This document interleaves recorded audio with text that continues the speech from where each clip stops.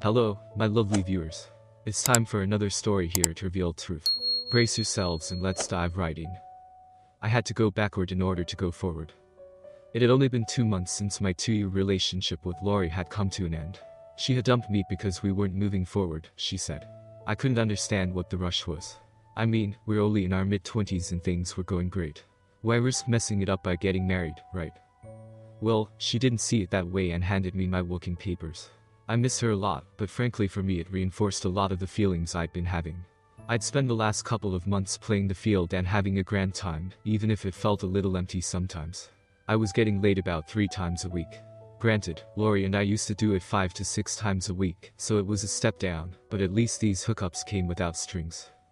I was alone tonight, sitting in a local sports bar having some wings and beer and watching the first quarter of the Colts and Texans. There was no score and the game had been pretty boring thus far. Marky. Only one person had ever called me Marky. I looked up into a face I hadn't seen in 5 years. Marky, it is you. Oh my god. She threw herself onto my lap and planted a kiss on me that threatened to suck every last molecule of air out of my lungs. But then she had always been like that. Wow, Rayanne, how are you? I'm good, and now I'm even better. It's been too long. What are you doing? Nothing. Just grabbing some dinner and watching a crappy football game. You? I was just walking by and saw you. I had to see if it was you. Want to grab some coffee or something? Sure. We left the sports bar and stopped at Grinder's Coffee a couple doors down. Rayanne and I had met in college, and I was completely in love with her from the very first. She had long, blonde hair and a nice, tight body.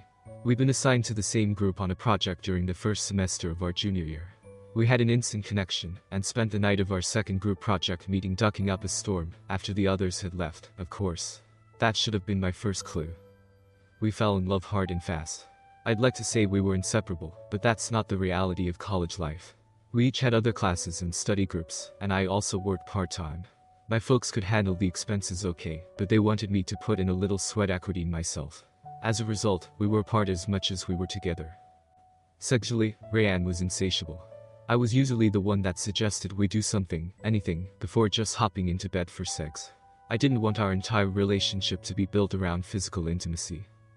Things were great for almost 2 years, and I was planning my proposal as graduation approached.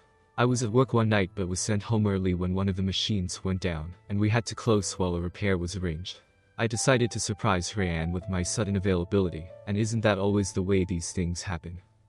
I showed up at her apartment, and on opening the door her roommate, Tony, was immediately on edge. She tried to tell me Rayanne wasn't there, but a car was in the parking lot, and Rayanne never went anywhere without a car. But even still I had no intention of busting in until I heard the "oh god, yes" from the back of the apartment. Since it was just the two of them that lived there, either that was Rayanne or they were letting some other woman get screwed in their apartment. I pushed past Tony intent on catching her in the act, but she grabbed my arm and tried to stop me. It was just like her to try and reason with me during a purely emotional moment. Mark, she loves you, really. She's just trying some things out before she settles down. You don't want to go in there. She was right. I didn't want to go in there, but I needed to go in there. I kept moving toward the back, and Tony reluctantly let go of me. She knew me well enough to know that I wouldn't get violent, unless provoked of course, so made no further effort to stop me, but she had a look of sorrow on her face. I had been prepared to catch her with a guy. I mean, that much seemed obvious. I was most decidedly not prepared to find her with 2 of them. The opening of the door drew their attention, and all 3 turned in my direction like cats following a laser pointer. At first, Rayanne just looked at me in shock. I could almost hear her mind saying you're supposed to be at work, but I give her credit for not having actually said it.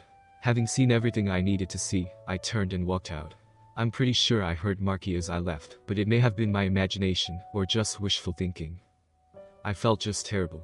I really thought we had something, and to find out that Rayanne was just using me, that I was just another guy she was ducking was a huge blow to my ego. Was I that clueless when it came to reading her? Or had we started out exclusive, but she decided I wasn't enough for her? Suddenly I had all of these doubts about myself as a person and as a man, and most certainly as a potential husband. And the worst part of all was that I still loved her with all my heart. I couldn't even bring myself to talk to her right now. I was sure she was going to tell me how inadequate I had been, so she needed to have sex with someone else. In fact, I'd been such a disappointment that she needed 2 men just to make up for how bad I was. I somehow made it through the last few weeks of school without my grades tanking. She tried to convince me that she really did love me, and that she was just having a few experiences before we settled down for the rest of our lives. Yeah, that's right, a few experiences. In the interest of complete honesty, she completely tore out whatever shred of dignity and self-esteem I had left, by letting me know that she had been ducking around on me for 6 months, but they were all what she considered extraordinary opportunities. Basically, she wanted to experience all of these things in her life, and she couldn't do it once she got married. Ergo, she had to do them all, or at least anything she was sure I wouldn't go for, before tying the knot. Most, but not all, consisted of multiple people at a time. One that didn't was a visit to our local adult bookstore, and one of their glory holes. That one fulfilled her desire for an anonymous sexual encounter. She had no idea who was on the other side of that wall, and thinks there may have been more than one because she didn't think one guy could recover so fast. You see, after sucking off one guy, and swallowing what he had to offer, though that was common enough for her, another hard stick was through the hole immediately, so she thinks it was a different guy. This one she strapped a rubber on to and then backed up against the hole and ducked it until the guy filled the rubber. She says she never came, but she was glad to have the experience. In fact, she admitted, the threesome that I walked in on was actually one of the milder of her adventures. She'd also pulled trains, did a glangblang, and even participated in a 6-woman lesbian orgy, even though she had never once expressed an interest in other women to me. She says that one was fun, and she was already trying to figure out how to get me to allow another woman into her bed. Oh, for her to play with, not me. She just couldn't handle that, she said. When all was said and done, she insisted it was out of her system, and she was ready to be my loving, faithful wife. Of course, by this time my self-esteem and self-respect was totally shot, as was my trust in her. Even though I knew it was the right thing to do, for many reasons, it was still one of the hardest things I've ever done. I was still struggling with my feelings of self-worth. I fell into a depression that I continued to struggle with regularly. And now here she is, 5 years later and looking just as beautiful and sexy as she ever did, and suddenly none of that mattered. She had no rings on, I checked, and I was single again. Just seeing her again brought back all of those feelings of love I had felt for her when we met, and I was anxious to find out if she truly was ready to be a faithful wife. It was odd, but the step I couldn't bring myself to take with Laurie was the one I was practically dying to take with Rayanne. We talked about her job, real estate, and my job, benefits coordinator for a local company, and reminisced about the good times we had together, but it almost seemed like we were avoiding our relationship statuses. I assumed she had spied my ringless finger like I had hers, so maybe we both considered it a non-issue. We left the coffee house and went to a club to do some dancing and drinking. The intervening years had not dampened her energy or her sexuality. She had me as hard as a rock all night long, and even copped a few feels as the evening wore on. More than one guy asked her to dance when we were taking a break, and she shot every one of them down. I was having a great time and started thinking about what my future might really hold. It was nearing 10 p.m. when she took my hand and slid it up under her skirt. Feel the heat I'm giving off, baby. You need to take me back to your place and duck me. I quickly settled our tab and we left. She wasn't comfortable leaving her car, so she followed me back to my apartment. We were no sooner inside the front door than we were pulling at our own at each other's clothes. Between her oral skills, my anticipation of being with her again, and the teasing that had gone on all night, I blew my load down her throat in an almost embarrassingly short amount of time. But she just took it in stride and pulled me to the bedroom. She had always been assertive, and tonight was no different. Over the next few hours we hit every position I could think of. Rayanne came countless times and I managed 3 more myself, the last as I was plunging into her peach. Finally, completely spent, we rolled over and nodded off. I woke up to Rayanne moving around my bedroom. She was finishing getting dressed and gathering her things. She was trying to be quiet, but smiled when she saw me sit up. She sat down on the end of the bed, her purse in hand. I need to be getting home. Can't you stay? She smiled at me as she reached into her purse. I guess I shouldn't have been surprised to see her sliding the rings onto her finger, but I was. I can't. My husband doesn't like me to stay out all night. You're married? Yep. 3 years now. But what was this? I thought. She reached out to me tenderly, taking my hand in hers. This was just sex, baby. Look, Marky, the truth is that I'm a slut. I was a slut before I met you, I was a slut while we were together, and I've been a slut ever since. I just happened to find a husband that doesn't mind. In fact, with any luck he spent the night with some hot tie himself. I don't understand. Look, Carl and I are more good friends than we are in love. We hooked up one night and hit it off, so we got together a few more times. Neither of us were cut out for monogamy, but we got real close and decided to get married. I don't love him like I loved hell, like I still love you. But when I get home after ducking some guy, it makes me feel better that there's someone there for me. Do you guys ever have sex? Oh yeah. I get probably half of my sex life from him. Marky, the truth is that I just love having sex with new guys. I loved you so much back then, and I couldn't even stay faithful to you, though I sure did try. I made it a whole year before finally giving in, but once I did I couldn't stop. I had hoped I could hide it from you so we could stay together, but I realized that you would have found out eventually. I'm so sorry for that. I was selfish and didn't want to lose you. Thank you for tonight, Marky.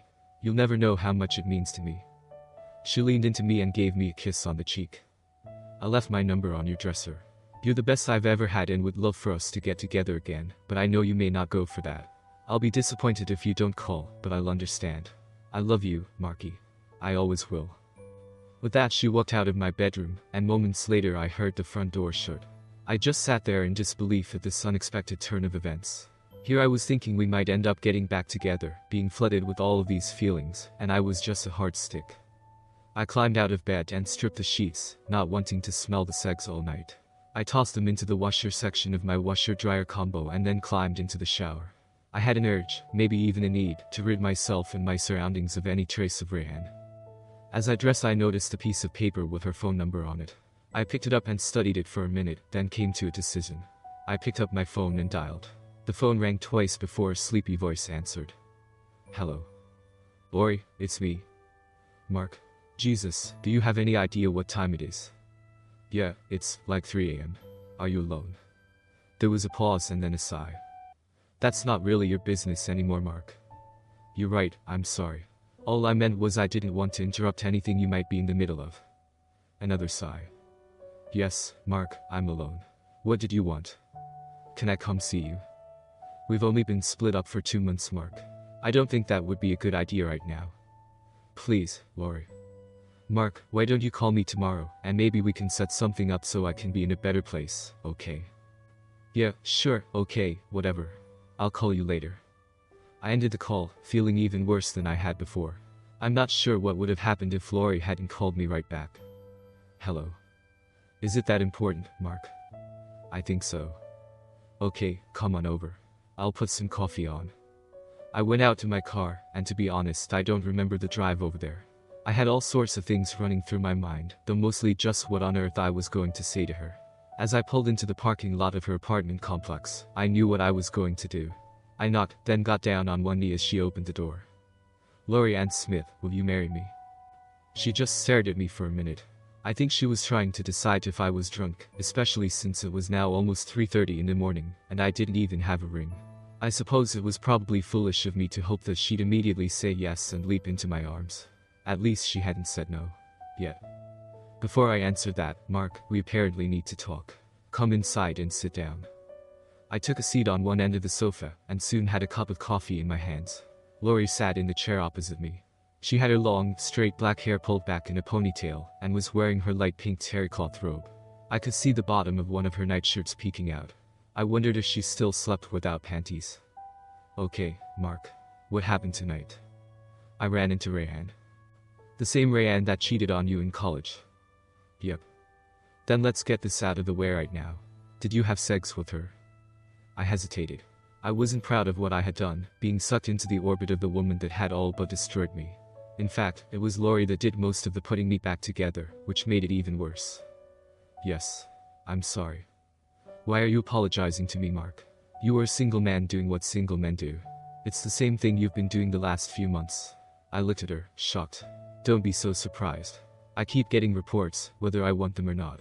But I do have to wonder what you were thinking, considering how things ended the first time. I guess she made me feel terrible about myself. I felt like her cheating on me was her telling me what she thought of me, and for some reason I needed to get her approval, as stupid as that sounds. Did you get it? Sort of, I guess. She's been married for 3 years. That caught Lori by surprise. For the record, I didn't know that until just before we went our separate ways. She married a guy she likes, but she still loves me, but he's okay with her sleeping around because he does it, too. So they have an open marriage. More like a marriage of convenience. It's like they're together just to have someone. That's sad. All of these years I thought it was me. I thought I wasn't man enough to keep a woman happy, and all this time it was her, not me. I had convinced myself that I was a guy that women would cheat on. I was so scared that it was just a matter of time until. Jesus, Mark, I would never do that to you. Is that why you never committed to me? To us? I'm pretty sure, I said as I nodded my head. I was scared to be hurt again, but even more than that, I was scared to disappoint you. Lori got on her knees in front of me, clutching my hands in hers. Baby, I love you. You can't imagine how nice it was to hear her call me baby again. I knew exactly what I was getting with you, and I was thrilled beyond my wildest dreams. I can't believe that all this time you've been holding back because some slut cheated on you all those years ago. Pretty pathetic, isn't it? No, baby. It hurts me to think you felt that way about yourself all this time. Listen to me, Mark. You're a wonderful man. You're going to be an amazing husband and father. Any woman would be lucky to have you. But I don't want just any woman, Lori. She stood up and walked to the other side of the room and just stood there for a minute. She had her back to me, so all I could do was wait. Suddenly she turned toward me. Yes. Yes, what?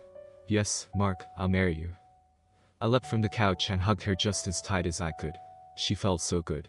Rayanne was slim, but Lori was well-rounded. She wasn't fat, just curvy, and I loved how she felt in my arms, especially with her perky melons pressing into my chest. I didn't want to let her go, but alas, there was more to be said. But listen carefully, okay? You need to see a counselor of some kind to deal with this, okay? I don't think an epiphany after a duck session with the town bike qualifies as proper emotional recovery. Okay, honey. You're absolutely right.